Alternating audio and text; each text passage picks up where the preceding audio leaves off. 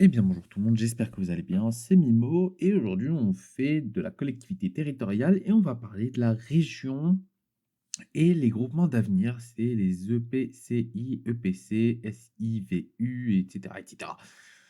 Alors déjà, la région, l'idée politique régionale en France, elle n'est pas nouvelle. Ça a été longtemps défendu et marqué politiquement. Ça s'opposait réellement face à l'idée républicaine, mais ça est souvent mis de côté par crainte en fait d'un retour des anciennes provinces. Dans les années 2010, il y a une réflexion qui s'est engagée sur la taille des régions françaises. Le gouvernement d'époque, à partir de 2012, considère que les régions françaises sont trop petites par rapport à des régions de taille européenne. La loi du 16 janvier 2015 va proposer une nouvelle carte régionale. Ça s'est bien passé dans l'ensemble, sauf dans la région Grand Est avec l'Alsace. Concernant les organes, c'est un mode de scrutin qui est mixte avec une prime majoritaire de 25%. C'est-à-dire que ce sont des sections départementales de liste. Les dépouillements se font à l'échelle régionale et répartis interne en fonction du score de chaque départemental de la liste.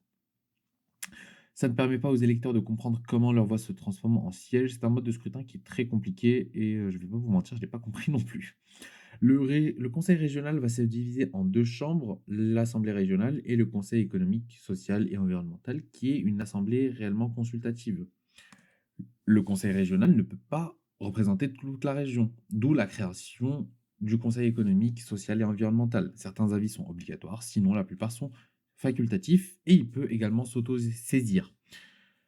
Globalement, les avis sont relativement suivis pour la plupart, à part certains qui sont très complexes et comme ça. Des fois, il y en a, des fois, ils sont pas respectés, on n'y peut rien. Concernant la coopération intercommunale, il existe beaucoup de communes, donc il y a une question d'intercommunalité. Premièrement, pour réduire le nombre de communes en poussant à la fusion, ou obliger les communes à travailler ensemble au sein d'une EPC ou d'un EPC pour certains domaines.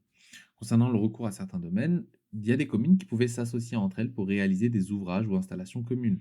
Depuis 1890, c'est pour que les communautés agissent ensemble. Les communes peuvent créer des SIVU, c'est une intercommunalité de gestion pour un service public.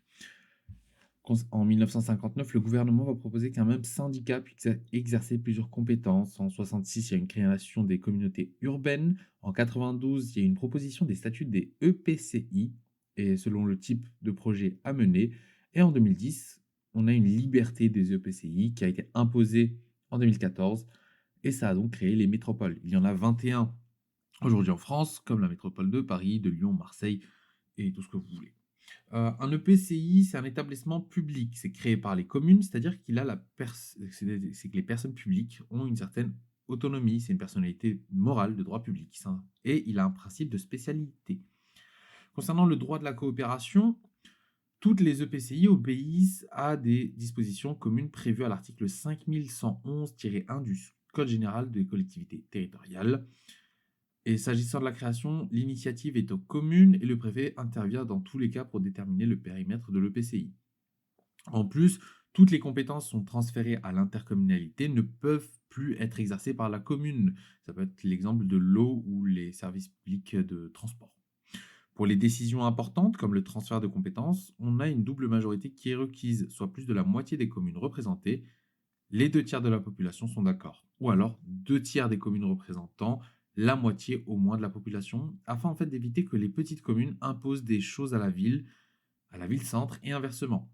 Bien entendu, le périmètre des EPCI est d'un seul tenant et sans enclave.